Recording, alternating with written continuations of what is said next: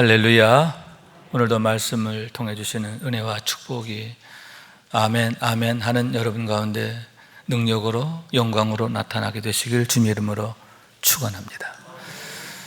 때때로 살다 보면 좋은 일도 있지만 어려움들도 만나게 되는데, 특히 큰 어려움을 만나게 되면 그의 진면목이 드러나게 되는 것을 보게 됩니다. 왜냐하면 감추어지지가 않기 때문인데요. 감추고 싶어도 감추어지지가 않는다 하는 거죠. 그러므로 해서 그가 누구인가 하는 것이 여지없이 드러나게 된다라고 하는 말씀인 거죠. 예를 들어서 이스라엘 백성들이 출애굽을 하고 홍해를 건너게 되는데, 홍해 앞에서 온 이스라엘 백성들이 모세를 크게 원망하게 됨을 보게 됩니다. 애굽에 매장지가 없어서 당신이 우리를 이끌어내어 이 광야에서 죽게 하느냐 하면서 온 이스라엘이 정말 악다구니를 부리면서 모세에게 대들게 됐다, 원망하게 됐다, 그런 얘기죠. 이어진 구절에 보면 우리를 내버려 두라, 우리가 애굽 사람을 섬길 것이라 하지 아니하더냐, 애굽 사람을 섬기는 것이 광야에서 죽는 것보다 낫겠노라, 이렇게 원망했다는 거죠.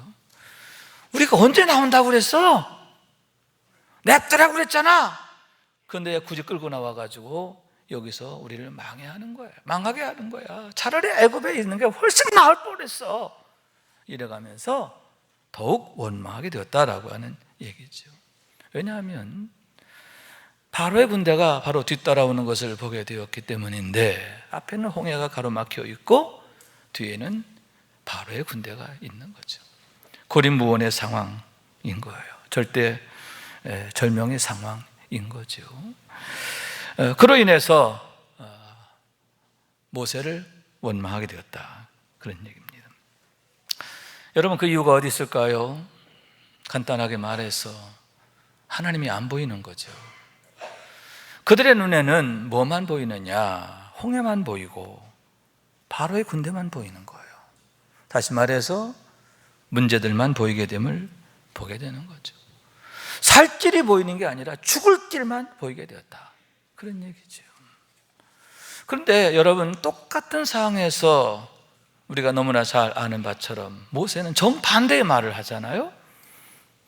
너희는 두려워하지 말고 가만히 서서 여호와께서 오늘 너희를 위하여 행하시는 구원을 보라.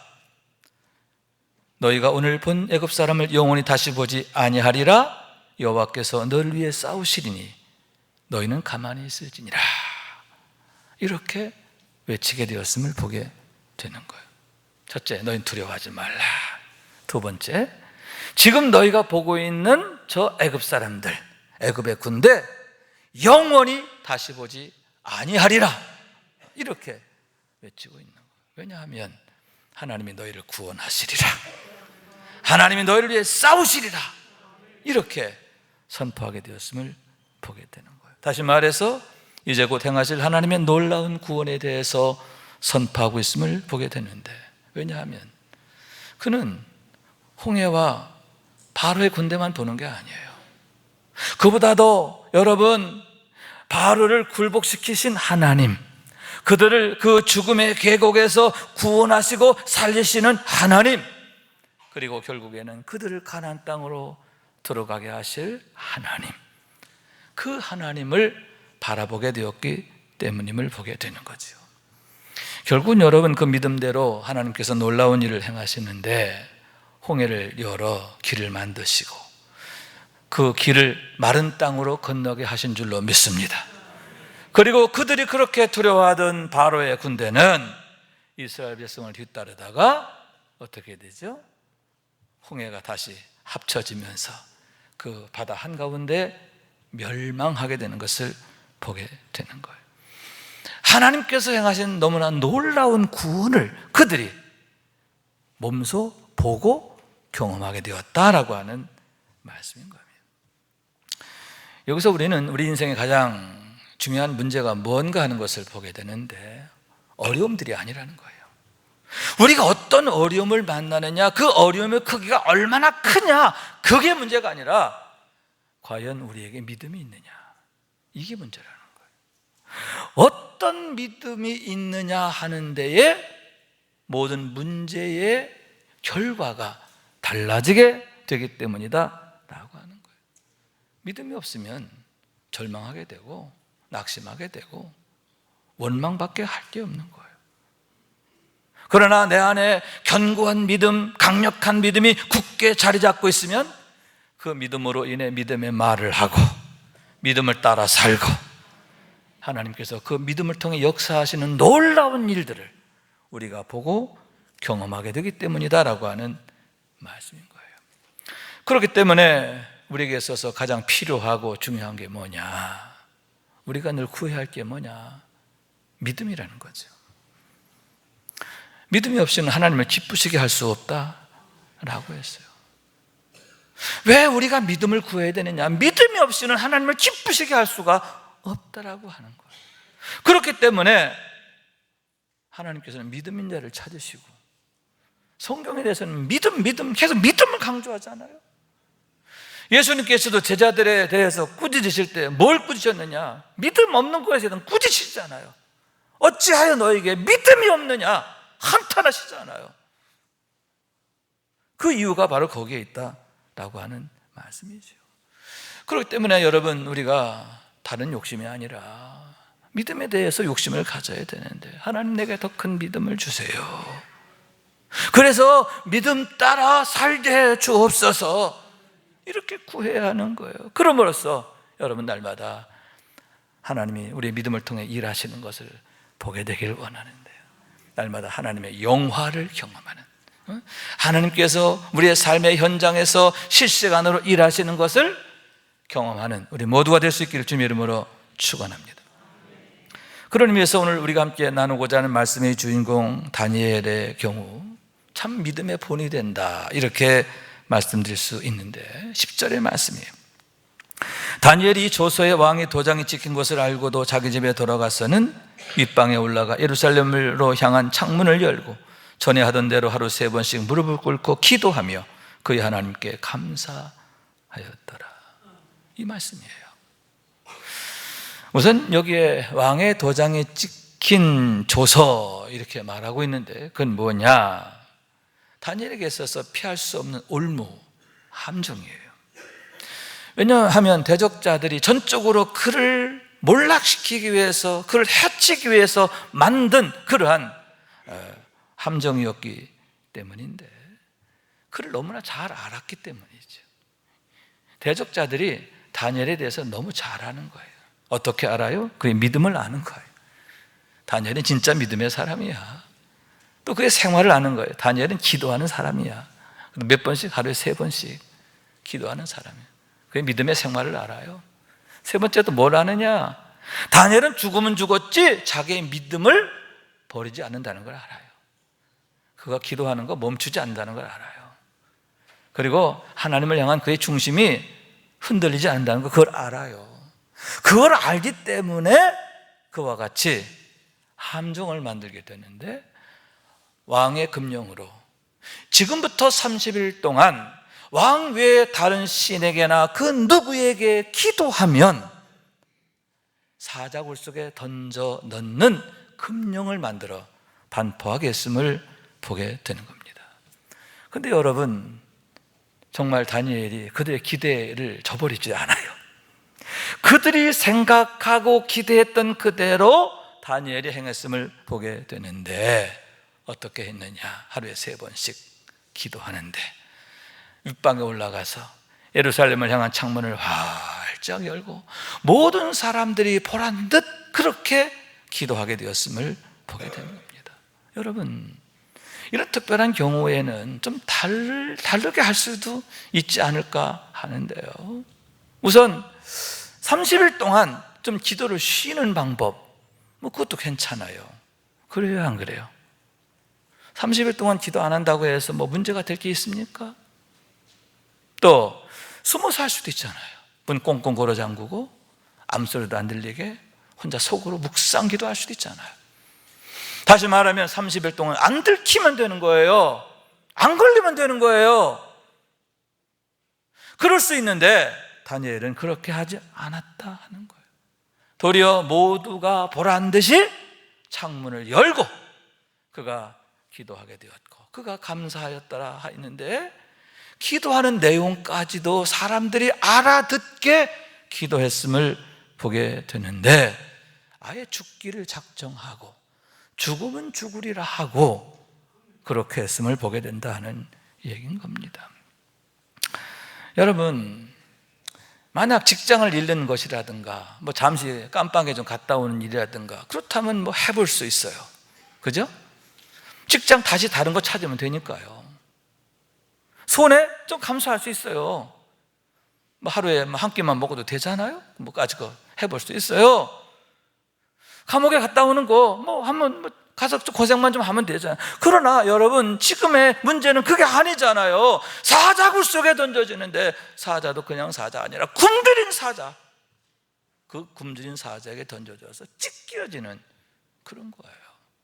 그런 무서운 함정, 무서운 올감이, 무서운 죽음이 기다리고 있는 것 뻔히 알면서도 그렇게 했음을 보게 되는데, 더구나 여러분, 왕의 도장이 찍혔기 때문에 왕도 그를 구원할 수가 없어요.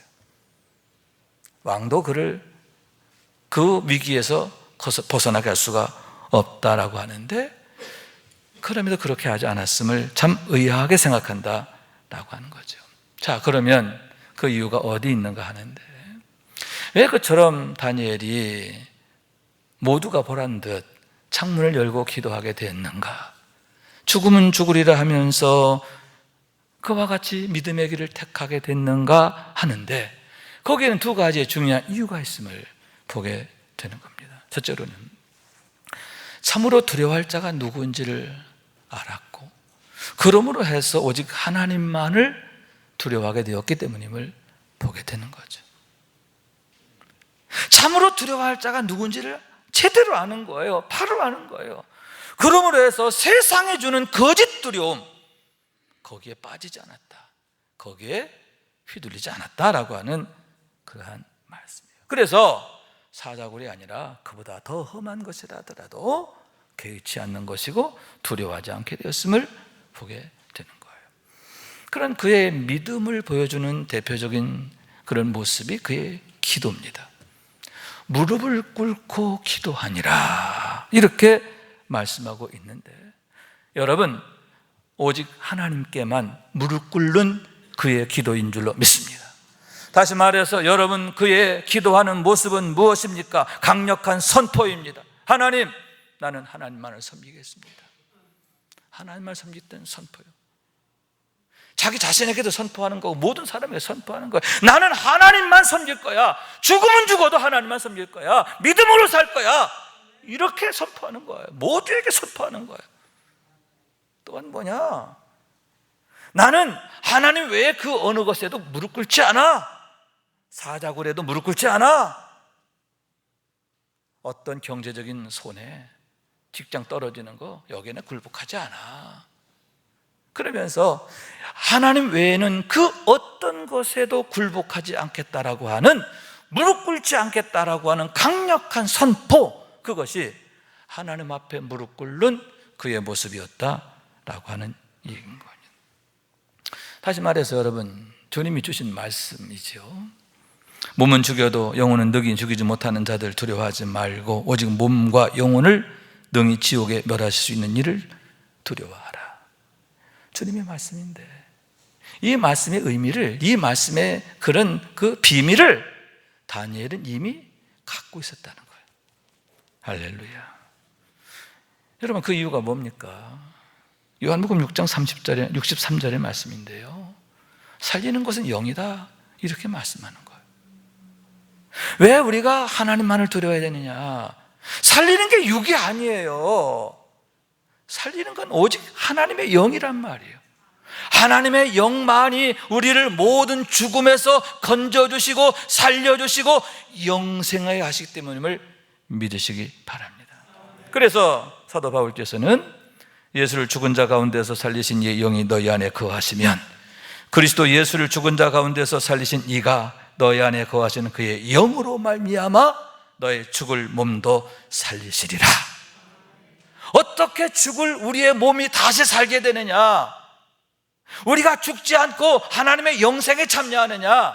우리 안에 거하시는 그의 영, 하나님의 영, 예수의 영, 성령, 할렐루야, 영으로 인하여 사는 거기 때문이다 하는 거예요. 육으로 사는 게 아니에요. 오직 영으로 사는 거예요. 하나님을 인하여 사는 거예요. 왜 다니엘이 오직 하나님께만 무릎 꿇게 되었느냐?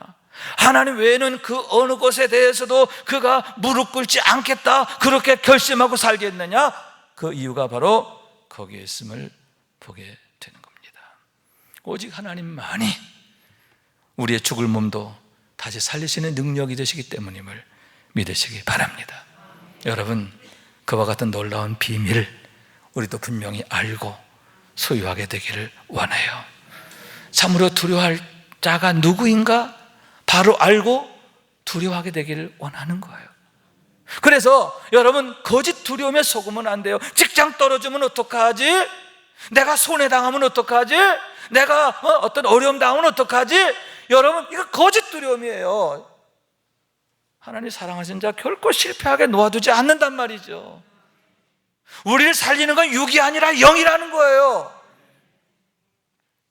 그렇기 때문에 참으로 두려워할 자를 두려워하게 될 때, 여러분, 우리가 하나님 나라의 삶을 살게 되는데, 하나님 나라는 먹는 것과 마시는 것이 아니요 오직 성령 안에 있는 의와 평강과 희락이라, 이렇게 말씀하고 있는 거예요. 여러분, 날마다 그와 같은 하나님 나라의 삶을 능력으로 살게 되기를 주님의 이름으로 축원합니다. 두 번째로는 여러분, 그런 상황에서도 감사하는 자가 되었기 때문이에요. 그의 기도가 뭐냐?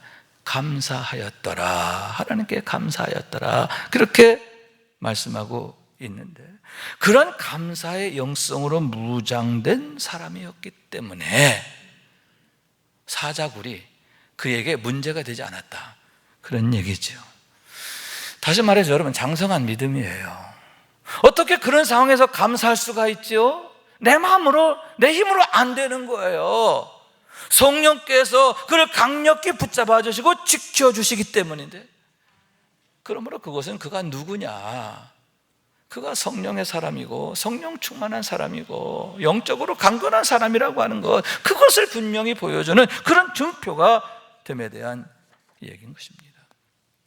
그런 영적 비밀을 말씀하고 있는 게 바로 요한복음 21장 18절의 말씀인데요, 주님께서 베드로에게 주신 말씀입니다. 내게 이르노니 내가 젊어서는 스스로 띠띠고 원하는 곳으로 다녔거니와 늙어서는 내 팔을 벌리리니 남이 내게 띠띠우고 원하지 아니하는 곳으로 데려가리라 하신 말씀이에요. 예수님께서 갈릴리 호숫가로 베드로를 찾아가시죠. 그리고 그에게 묻습니다. 내가 나를 사랑하느냐? 이 사람들보다 나를 더 사랑하느냐? 3번 거듭해 물으시고, 그리고 또 그 결론으로 주신 말씀이 바로 이 말씀이에요.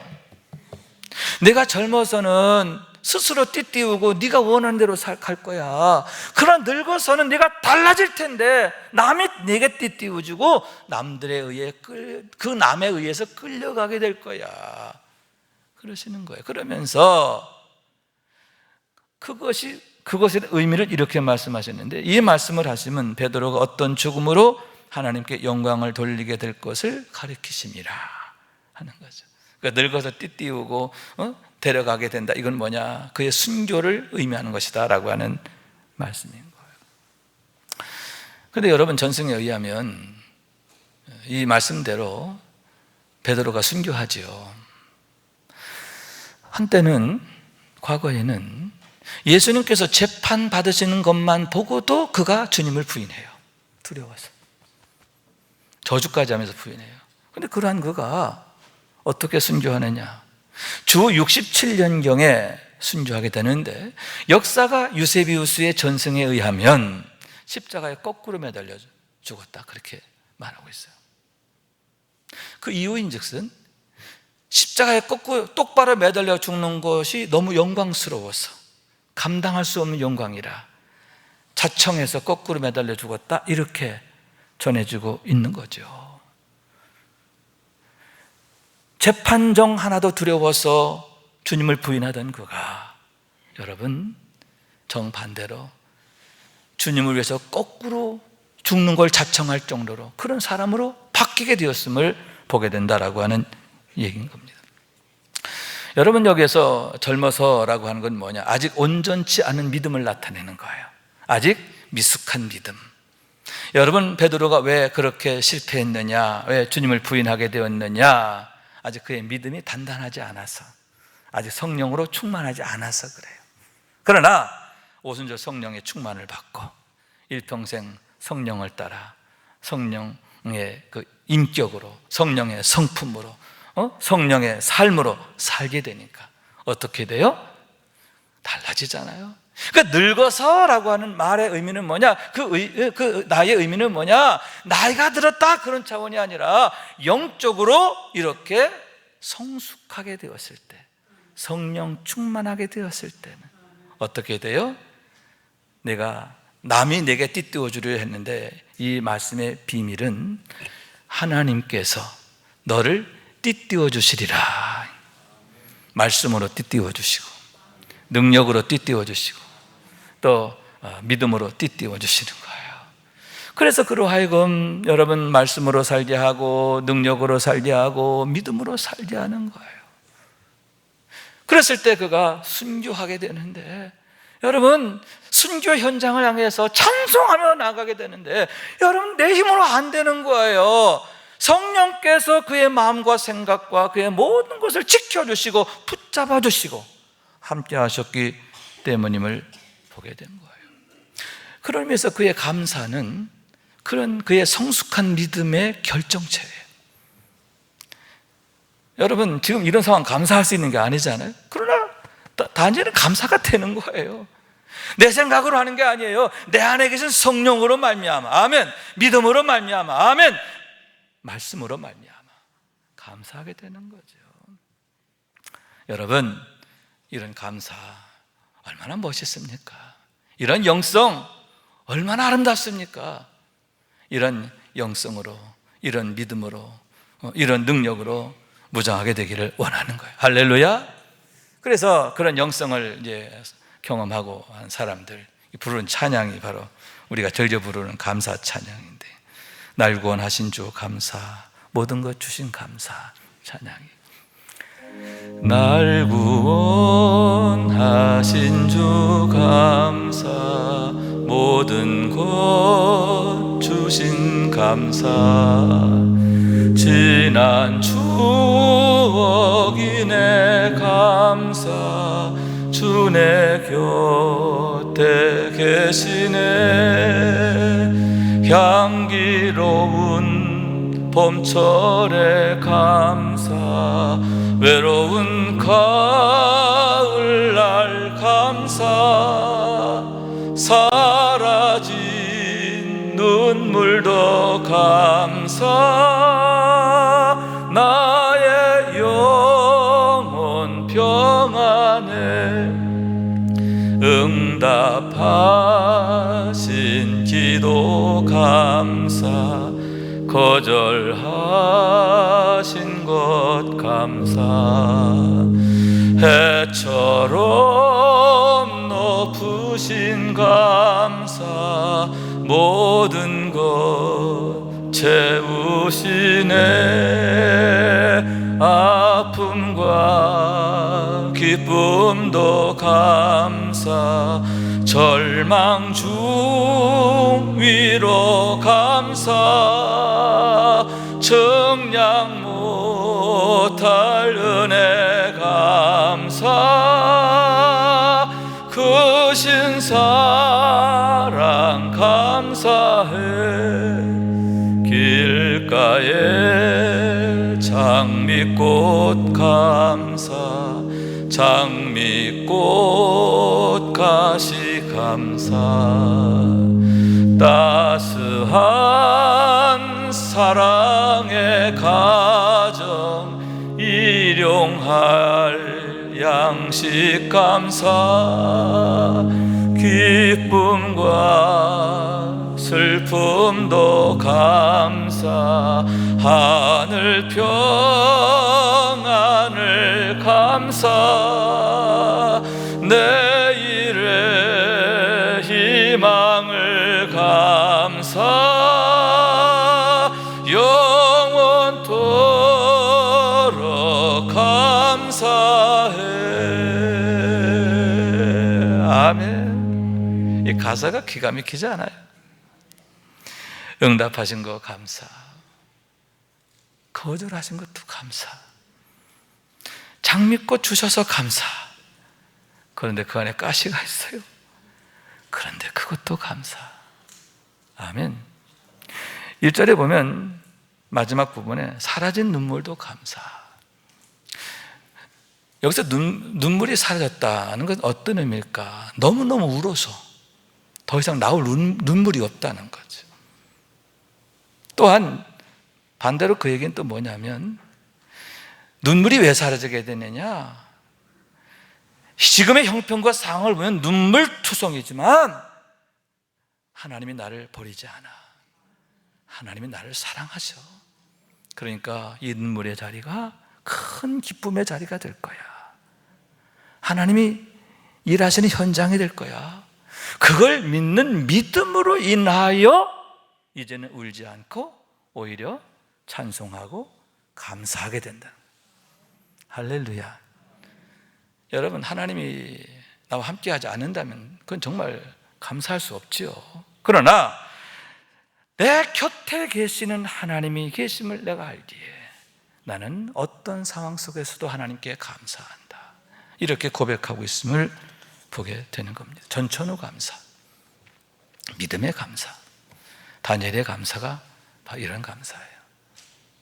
이런 감사의 신앙으로 똘똘 뭉쳐 있으니까 사자굴 따위가 문제가 되지 않는 거예요. 여러분, 내가 이렇게 하면, 내가 믿음의 선택을 하면 어떤 손해가 올까, 뭐 어려움이 올까, 그 정도 차원이 아니잖아요. 여러분, 이런 다니엘의 감사가 저 여러분의 감사가 될 수 있기를 주님의 이름으로 축원합니다. 그럼 어떻게 해야 우리가 이런 믿음으로, 이런 영성으로 세워질 수 있을까 하는데, 다니엘의 기도의 모습, 거기에서 우리가 그 대답을 얻을 수 있어요. 다시 말해서 늘 하루 3번씩 무릎을 꿇고 기도하는 그의 모습에 대답이 있다는 거예요. 우선은 여러분, 그의 무릎 꿇는 기도는 하나님에 대한 신앙 고백이죠. 그죠? 오직 하나님만을 섬기겠습니다. 하나님 외에 그 어느 곳에도 난 무릎 꿇지 않겠습니다. 그런 고백이며, 또 만인에 대한 선포, 온 세상에 내 믿음을 선포하는 거예요. 그런데 그와 더불어서 두 가지의 중요한 의미가 있는데, 또 하나는 한결같은 그의 겸손을 나타내는 것이다 라고 하는 거예요. 여러분, 당시 다니엘은 80세가 넘었어요. 80세 넘었으니까 노인이니까 좀 이렇게 가볍게 여기게 된 아니잖아요. 80인데도요, 나이 80이 넘었는데요, 건강해요, 힘 있어요, 영향력이 제일 커요. 다시 말해서 어른 중에 어른이에요. 모두가 우러러보는, 모두가 존경하는, 모두가 추앙하는, 가정에서뿐만 아니라 사회에서, 그 나라에서 가장 존귀한 자의 추앙받는 위치에 있어요. 또한 여러분, 당시 다리오 왕이 총리 3명을 세우면서 그 중에 1명을 세웠잖아요. 그죠? 그런데다가 왕이 그를 얼마나 신임하는지 그 3명 중에서도 우두머리를 삼으려고 했음을 보니 얼마나 여러분 대단합니까? 권세가 얼마나 대단해요. 그런데 다니엘은 어떤 사람이냐? 항상 하나님 앞에 무릎 꿇는 사람. 다시 말해서 가장 낮은 자세로 자기를 낮추는 그런 사람이었다. 상대적으로 그 얘기는 오직 하나님만을 높인 줄로 믿습니다. 내가 이게 아니에요. 오직 하나님만 나타나시길 원하는 거예요. 오직 하나님만 영광 받으시길 원하는 거예요. 오직 하나님이면 되는 거예요. 할렐루야. 그것이 바로 그의 무릎 꿇는 모습. 80이 넘은 연세에도 똑같은 거예요. 변함이 없는 거예요. 여러분, 그런 겸손을 하나님이 사랑하시는 거예요.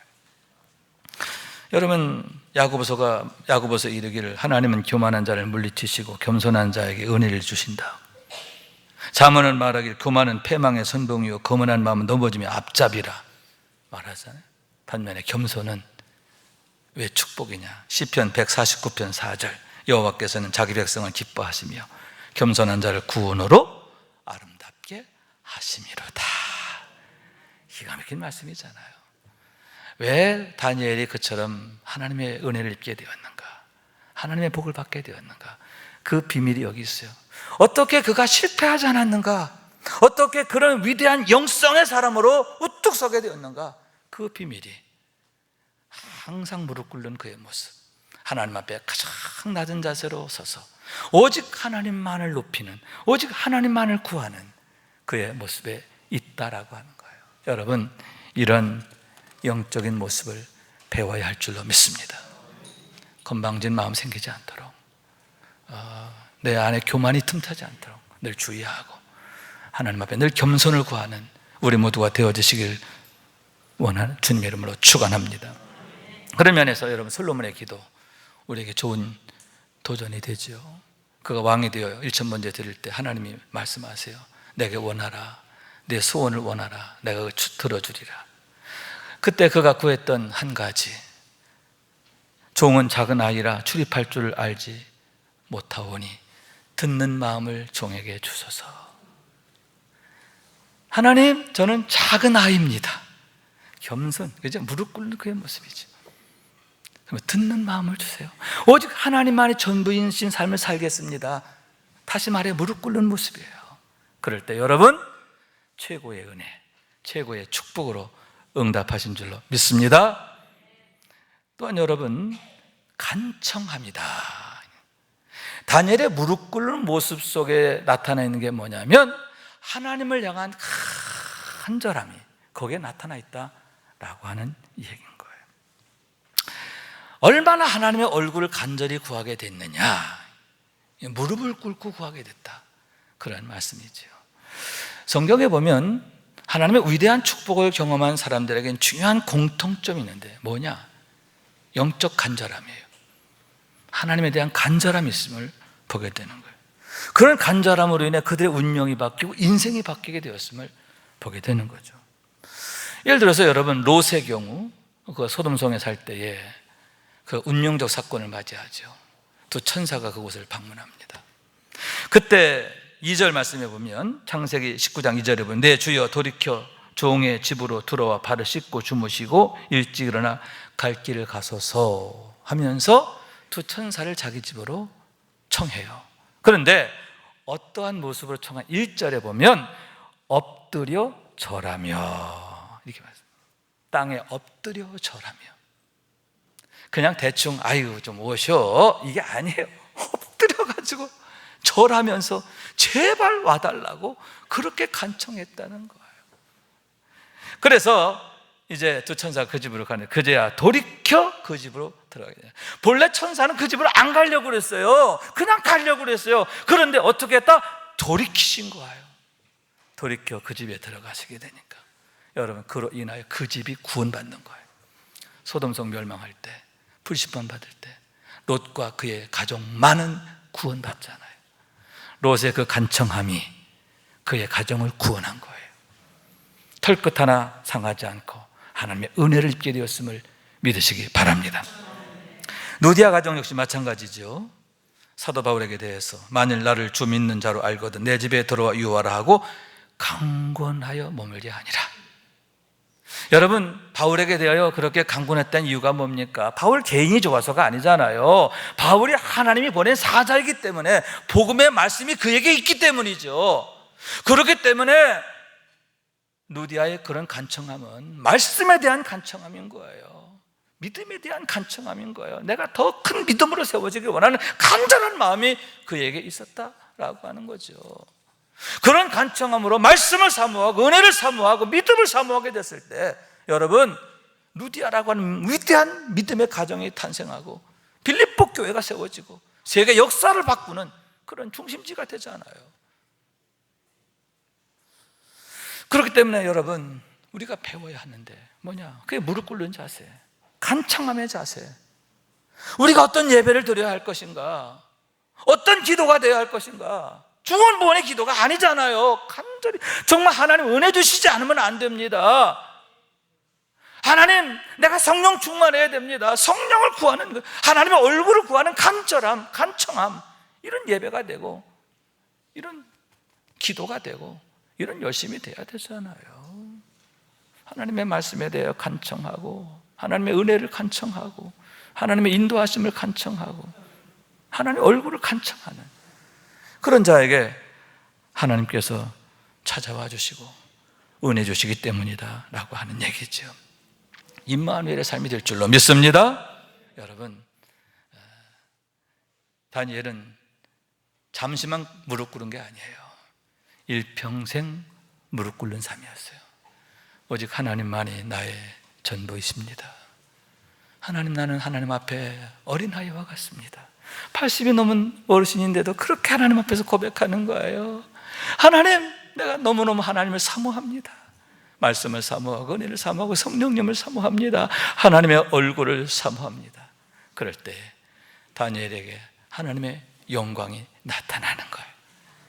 사자굴 속에서 그를 건져주시는 영광, 하나님의 일하심의 현장이 되는 거예요. 여러분, 우리에게도 이런 축복이 있기를 원합니다. 그래서 설교 제목이 뭐예요? 다니엘의 영화처럼.